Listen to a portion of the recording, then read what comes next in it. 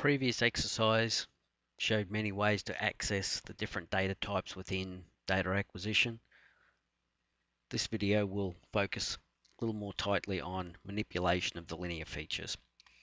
As previously discussed, there are three types of linear features within the data acquisition data structure. The first being dynamic link linear features. All survey linear features imported through raw survey data initially are classified as dynamic link linear features. They are described or created based on beginning and end linear feature codes and the order in which the points are collected in the field. The second type of linear feature is a point list linear feature. Point list linear feature is made up of any points added to a linear feature list, and the list can be reordered as per the user's requirements. The third type of linear feature is a graphical linear feature. There's a microstation graphic that is added to the data set. The data in front of us initially comes in as dynamic link linear features. Let's now take a look at editing some of this. If I click the select and select this particular linear feature, it becomes the active feature in the element list. Currently the graphics are kind of obscured. I can modify the text height very quickly by resetting the annotation scale. That makes graphical representation easier to find. I could disable all point features except BC and all linear features except BC, again making identification of the graphic significantly easier.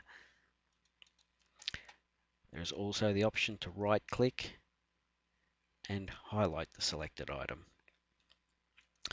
Let's edit this. Edit the point features. We can reset any of these linking codes. If we go to the last item in the list and set that to a close, the linear feature will now close back to the first point. Let's take a look at another item.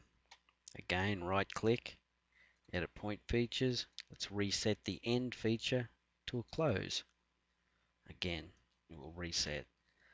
Let's enable all of our linear features and focus on these items down here. Similarly, this particular item, edit the point feature, go to the last point and reset to a close to close the feature. In some situations, we will find that a linear feature was not defined correctly, was not created. In this situation here, we have this BL linear feature that's been created and a series of points that appear to be parallel, the CU coded points. Let's select this point here. Currently the linking code is none. Let's set that to start. Automatically a linear feature will be created and all points with that feature code will be added to the linear feature. If I select that point, notice it was correctly coded in the field as an end, which is why the linear feature stops at that point rather than going across to the next series of points. We get in here a little closer. This here appears as though it should be an arc.